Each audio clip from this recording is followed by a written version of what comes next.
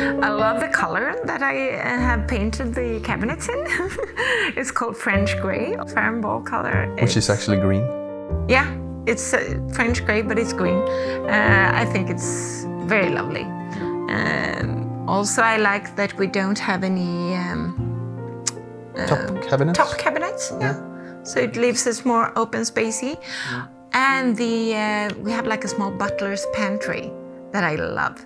I can hide everything in there, and you know, we're a big family, so we have a lot of pasta and tomato sauces and you know, all that stuff, and it's hidden in the pantry. So yeah.